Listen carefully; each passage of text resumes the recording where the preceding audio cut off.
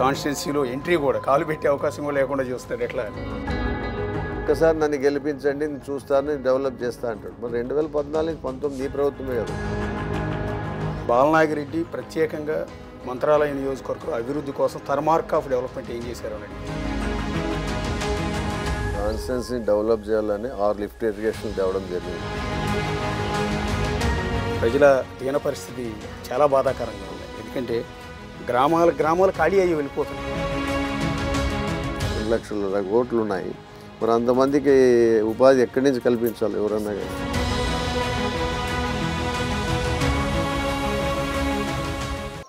Mantralayam MLA Balanagi Reddy గారు ప్రస్తుతం మనకు అందుబాటులో ఉన్నారు. ఫస్ట్ ఆఫ్ ఆల్ మీకు కంగ్రాట్స్ సార్, 3 సార్లు గెలిచారు, hattrick MLA, and then 4th time కూడా బరిలో దిగుతున్నారు కదా? తప్పకుండా దిగుతా. 4వసారి కూడా అసెంబ్లీలో కూర్చున్న అధ్యక్ష అంటారా? గ్యారెంటీ.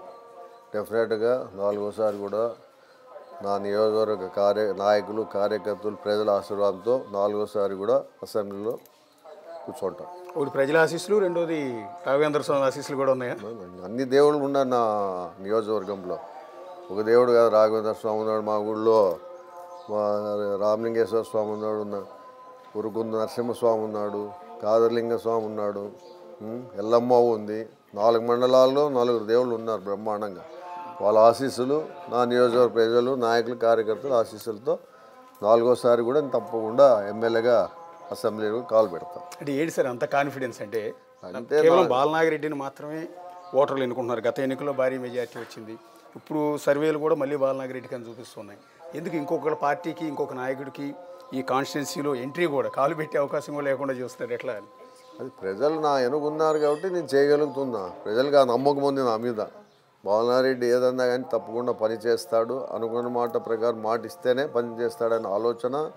ఎప్పుడు వాళ్ళు రాత్రి 8 గంటలకు ఫోన్ చేసినా లిఫ్ట్ చేస్తాను, తప్పకుండా వాళ్ళ సమస్యలు అడుగుతాను, తెలుసుకుంటాను, వాళ్ళ కష్టసుఖాల్లో నేను వాళ్ళతో భాగం పంచుకుంటాను.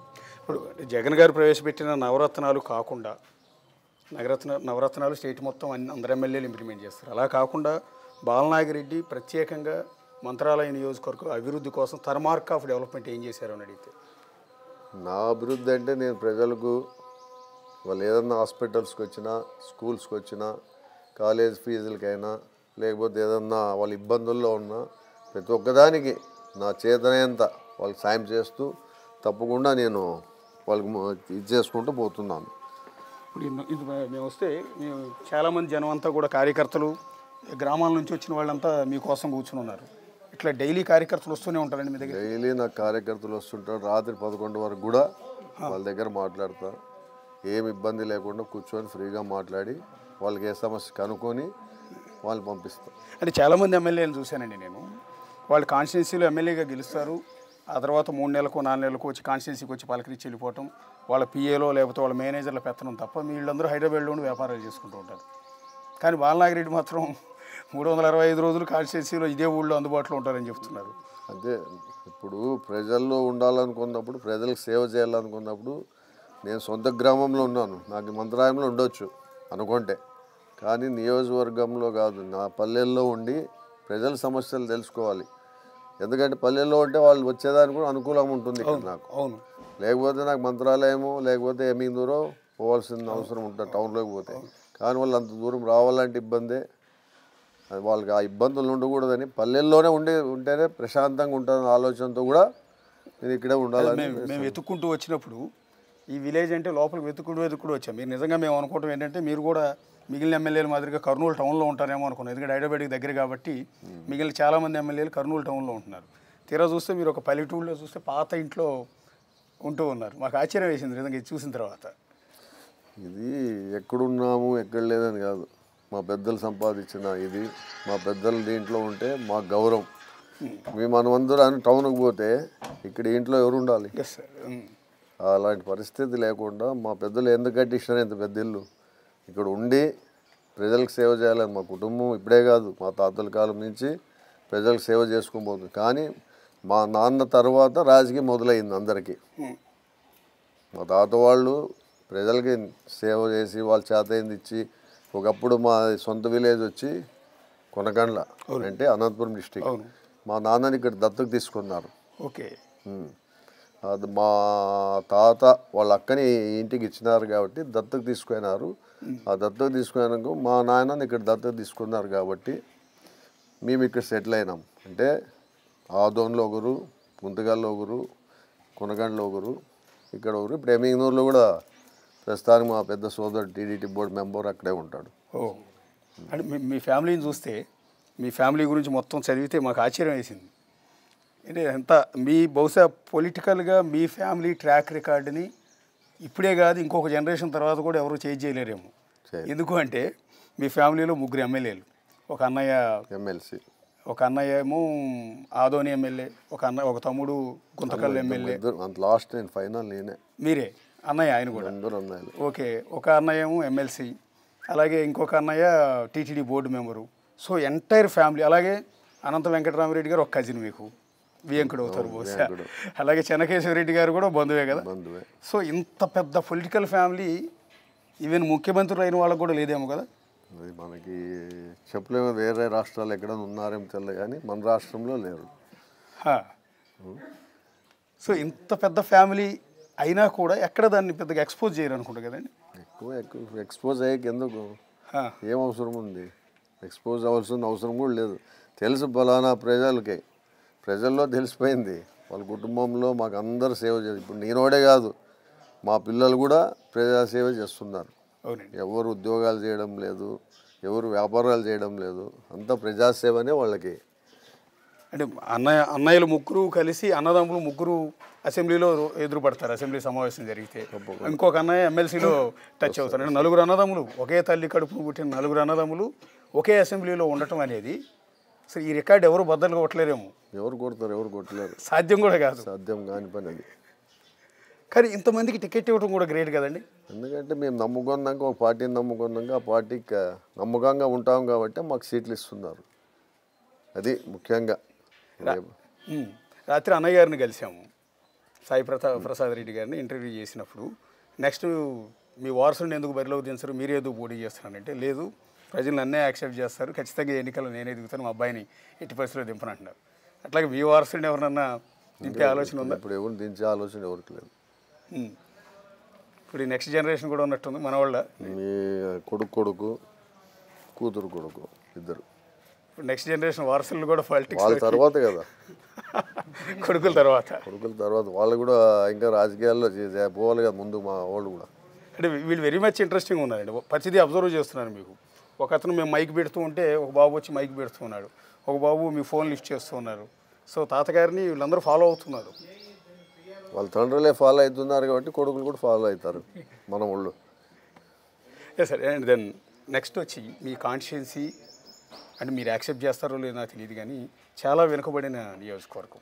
ఎందుకంటే కోసిగి లాంటివి అత్యంత తక్కువ నిరక్షరాస్యత ఉన్న గ్రామం మీ దగ్గర ఉంది. బోర్డర్ గ్రామం, అత్యంత నిరక్షరాస్యత. పొట్ట చేత పట్టుకుని బతకడం కోసం ఈ రోజుకి గుంటూరుకి వెళ్ళి మిర్చి తొడుములు ఒలుచుకునే పనిలో కూలీలుగా బతుకుతూ ఉన్నారు. అట్లా మిగిలిన చోట చూస్తే కరువు వల్ల పంటలకు, భూములకు నీళ్లు అందక వాళ్ళందరూ కూడా వలసలు వెళ్ళిపోతున్నారు బెంగళూరుకి, చెన్నైకి, హైదరాబాద్కి. సో ఇలాంటి కాన్స్టిట్యున్సీని ఎలా డెవలప్ చేస్తారు, ఎలా వాళ్ళ జీవితాలను ఎలా మారుస్తారు? కాన్స్టిట్యున్సీని డెవలప్ చేయాలని 6 లిఫ్ట్ ఇరిగేషన్లు తేవడం జరిగింది. ఒకటి పులికానం, అంటే పులికానం ప్రెజెంట్గా ప్రాజెక్ట్ ఉంది, దాని నుంచి అక్కడ కోసికి వాటర్ ఇవ్వాలని ఆలోచనతో అక్కడ లిఫ్ట్ ఇరిగేషన్ శాంక్షన్ చేసుకున్నాం. డ్రింకింగ్ అండ్ ప్లస్ వ్యవసాయం. అలాగే 5 లిఫ్ట్ ఇరిగేషన్లు తేవడం జరిగింది.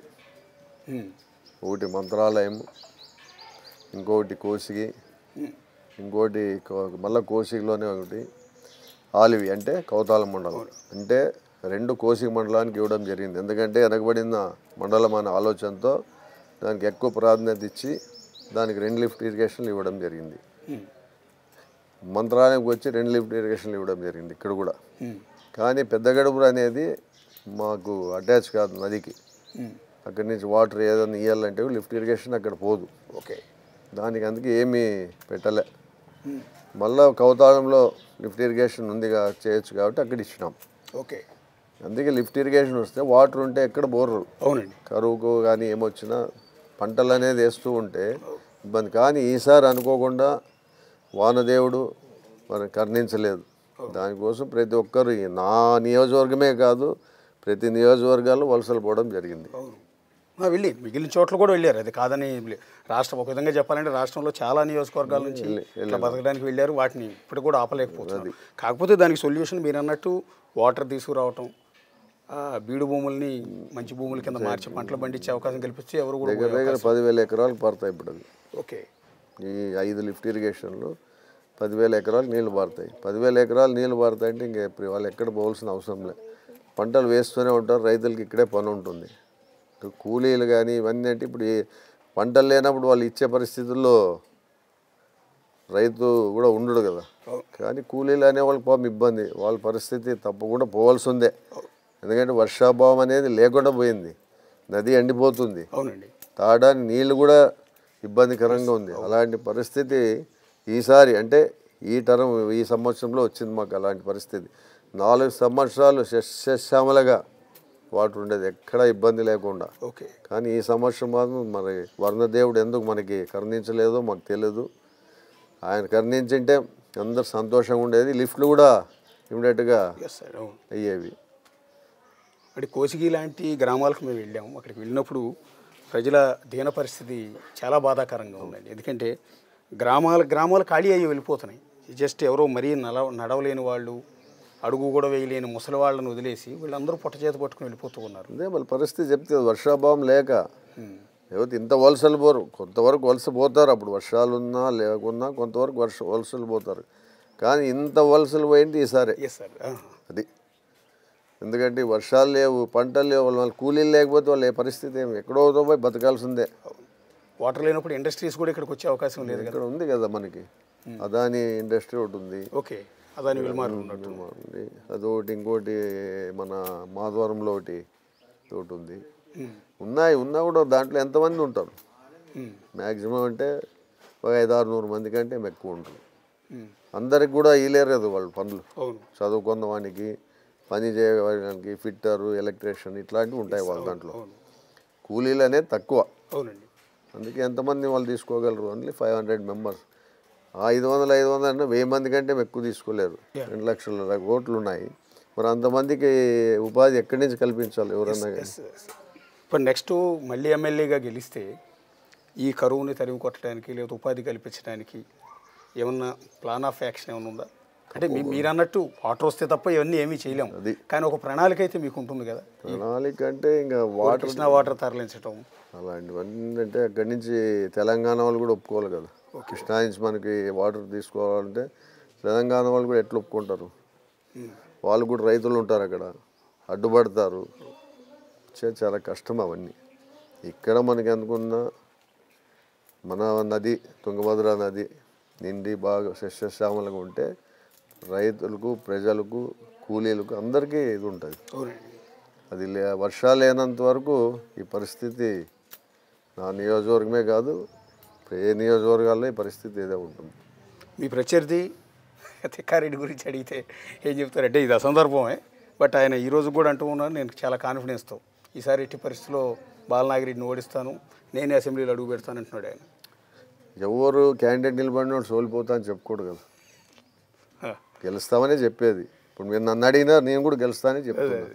అలాగే మా ప్రతిపక్ష నాయకుడు కూడా అదే చెప్తాడు, నేను గెలుస్తాను తప్పకుండా 3వసారి కాబట్టి నాకు ప్రజలు ఓటేస్తారు అని ఆయన నమ్మకంతో ఆయన చెప్పుకుంటున్నాడు. ప్రజలు తీర్పిస్తారు కదా, ఇంకా 2 నెలలు ఓపిక పడితే ప్రజలే తీర్పిస్తారు. లాస్ట్ టైం సరిగ్గా ఇదే ఎలక్షన్ ముందు కదా, ఒక ఎలక్షన్కి ఇంకా 4 రోజులు ఉందానిగా ఫైరింగ్ కూడా జరిగింది. ఎలక్షన్ టైంలోనే ఆయన ఫైరింగ్ అంటే వాళ్ళు గన్మ్యాన్లు చేశారు, మేము చేయలే కదా. యాక్చువల్లీ మొదలు మీరు చేయించారన్న ప్రచారం జరిగింది, తర్వాత చూస్తే వాళ్ళ గన్మెన్నే కాల్చాడు, వాళ్ళ గన్మెన్ ఆయన్నే కాల్చాడు అన్న విషయం కాసేపటికి బయటకు వచ్చింది.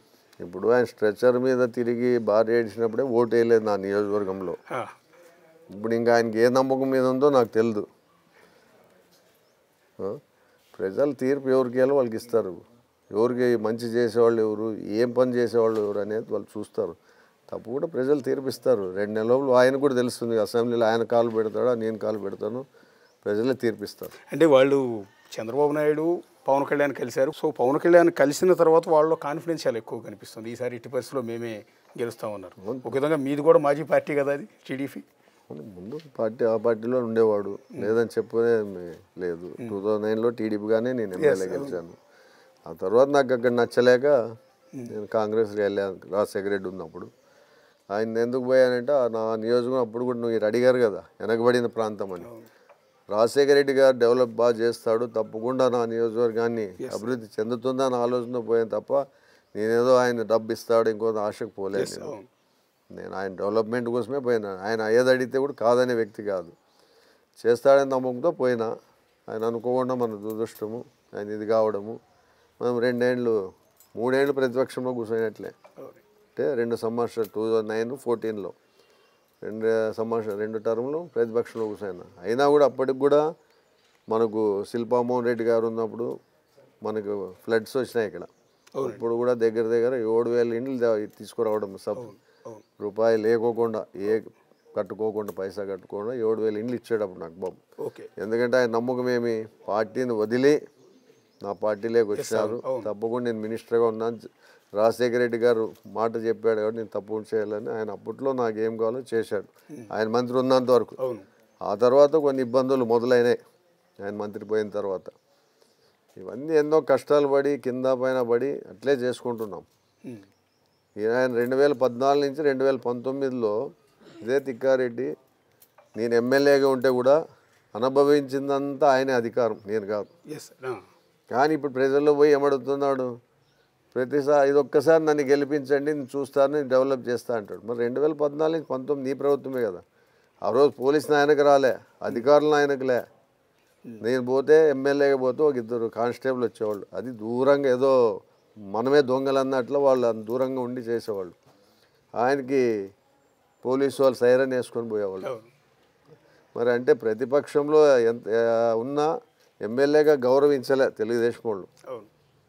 అలాంటి పరిస్థితి ఆయన 2014 నుంచి 19 వరకు చేశాడు. మరి అది అధికారం ఎవరిది? అది ఎమ్మెల్యేగా డమ్మీ ఎమ్మెల్యే మేము అప్పట్లోనే. మరి ఆయన అన్ని అధికారం అది అనుభవించి ఏ డెవలప్మెంట్ చేశాడు? ఏంటంటే రోడ్లు వేసినాడు. ఎక్కడ రోడ్లు వేసింది? మరి ఆ రోజు ఈ లిఫ్ట్ ఇరిగేషన్ ఇలాంటివన్నీ చేయొచ్చు కదా. ఏమనంటే లాస్ట్ టైంలో గురు రాఘవేంద్ర ప్రాజెక్టుని తీసుకొచ్చి శంకుస్థాపన చేసి ప్రజలు మోసం చేయాలని ఆలోచన చేశాడు. ప్రజలు నమ్మరు. పని చేసేవాడు ఎవరు, పని చేయని వాళ్ళు వాళ్ళకి బాగా తెలుసు. యాక్చువల్లీ మీ ఫ్యామిలీలో పర్టికులర్గా మీ అన్నయ్య గారితో కూడా నాకు బాగా పరిచయం అండి. అందరినీ నేను కలిశాను మీతో సహా. మేము బేసిక్గా బయట ప్రాంతం నుంచి వచ్చిన మాకు మేము ఏ ఆలోచనతో వస్తామంటే ఇదంతా ఫ్యాక్షన్ జిల్లా, ఫ్యాక్షన్ ఏరియా కాబట్టి మీరు అసలు ప్రత్యర్థిని ఊచకోత కోసేస్తారు, బతకనీరు, వాళ్ళని కక్ష సాధింపులు వేధింపులు గురి చేస్తారు అనుకున్నాం. బట్ ఆశ్చర్యం ఏంటంటే మాకు ఫ్రాంక్గా ఓపెన్గా చెప్తున్నాం. బేసిక్గా వేరే జర్నలిస్టులు ఇంటర్వ్యూలు ఇట్లా చెప్పరు. మీలో కానీ మీ అన్నయ్య గారు కానీ వెంకటరామరెడ్డి గారు కానీ శివరామరెడ్డి గారు కానీ ప్రత్యర్థి పార్టీల నేతలను విమర్శించడానికి కూడా ముందుకు రావట్లా. అఫ్కోర్స్ మీరు కూడా జస్ట్ పొలిటికల్ విమర్శ చేస్తున్నారు తప్ప మేము కొన్ని జిల్లాల్లో చూసాము వాళ్ళు బూతులతో విరుచుకుపట్టడం, లేదా వాళ్ళ ఆస్తుల మీద దాడి చేయడం, వాళ్ళని వేధించడం, అధికారంలో ఉన్నాం కదా అని చెప్పి అధికార బలాన్ని చూపించడం. ఈ ప్రయత్నాలు ఏవి మీలో కనిపించట్లా మీ ఫ్యామిలీలో పర్టికులర్? ఎందుకు చేయాలి అంటే ఇప్పుడున్న పాలిటిక్స్లో జరుగుతుంది అదే కదా, ఎవరు అధికారంలో ఉంటే వాళ్ళు ప్రతిపక్ష వాళ్ళ మీద దాడులు చేయటమే కదా. అలాంటివి చేస్తే ప్రజల్లో చాలా చెడ్డ అవుతాం. 3 సార్లు గెలిచాను నేను. మీరు చెప్పినట్లు ఒకసారికే మనము ఇంట్లో కూర్చొనే పరిస్థితి ఏర్పడేది. ఇప్పుడు మా అధికారం వచ్చినా ఎక్కడన్నా అడగండి, టీడీపీ వాళ్ళని కూడా అడగండి, మేము కాదు, వాళ్ళని అడిగినా ఎమ్మెల్యే గారు మీకు ఇబ్బంది పెడతారా అని అడగండి. లేదు, ఎక్కడ ఇబ్బంది పెట్టున్నాం. వాళ్ళు కూడా పని చేస్తున్నాం. వాళ్ళు ఎవరైనా వచ్చినా అడిగి తప్పకుండా పని చేస్తున్నాం. ఎవరికి లేదనే పరిస్థితి లేదు. మనం మంచి పేరు తెచ్చుకోవాలి తప్ప దౌర్జన్యాలు ఇవన్నీ చేస్తే వచ్చేదేం లేదు. నాకు ఆలోచన కూడా లేదు. మీ ఫ్యామిలీ పాలసీ పాటిస్తే రాష్ట్రంలో రాజకీయాలు చాలా హుందాగా ఉంటాయండి. ఎందుకంటే పొద్దున మేము ఆదోని టీడీపీ ఇన్ఛార్జి ఆయన మీనాక్షి నాయుడు గారిని ఇంటర్వ్యూ చేసినప్పుడు ఆయన కూడా మీ అన్నయ్య గారిని అప్రిషియేట్ చేస్తున్నారు. ఆయన మంచివాడు, యువత రైతుడే, నాకు మంచి ఫ్రెండే, మమ్మల్ని ఇప్పుడు ఏ విషయంలో కేసులు పెట్టడం, ఇబ్బంది పెట్టడం లాంటి ఏ రోజు చేయడు ఆయన, డైరెక్ట్గా అంటున్నాడు. ఇది కేవలం మీ దగ్గర మాత్రమే ఉన్నాం మేము, అందుకని ఆశ్చర్యం దగ్గర పదే అదే విషయాన్ని చెప్తున్నాం. ఎందుకు ఇప్పుడు ఈ ప్రతిపక్షంలో వాళ్ళు ఉన్నారని మనం దౌర్జన్యాలు చేస్తే మళ్ళీ రేపు వాళ్ళు అధికార పక్షంలో వచ్చినప్పుడు నా నియోజకవర్గ ప్రజలు కూడా ఇబ్బంది పడతారు కదా. నేను ఇబ్బంది పడను, అవును, నా నియోజక ప్రజలు కూడా ఇబ్బంది పడతారు. అలాంటి పరిస్థితి ఎందుకు? అలాంటి ఉండకూడదని ఆలోచనే చేశాను తప్ప వాళ్ళని ఏదో విమర్శించుకుంటా, వాళ్ళని ఏదో కొట్టించుకుంటా, వాళ్ళని ఏదో కేసులు పెట్టించుకుంటుంటే వచ్చే ప్రయోగం ఏం లేదు. అవి లేకుండా ఇప్పుడు ముందుకు పోయినామో ఆ మంచితనమే మాకు కాపాడుకుంటూ వస్తుంది. Yes sir. చివరిగా ఒక మాట, మాకు ఇందాక నుంచి ఒక డౌట్ కొడుతుంది. ఆ చేతికి ఒకసారి చూపించరా? 1 2 3 4 5 6 7 8 9 10 11 చోటు దారాలు కనపడుతున్నాయండి. ఇంకా ఎలక్షన్ లైవ్లో వీటికి వస్తుంది. ఏంటి సార్ అది? అంటే నేనైనా మామూలుగా కడియాలు వేస్తాం దేవుడికి సంబంధించినవి, అంటే మరి ఇన్ని కడియాలు?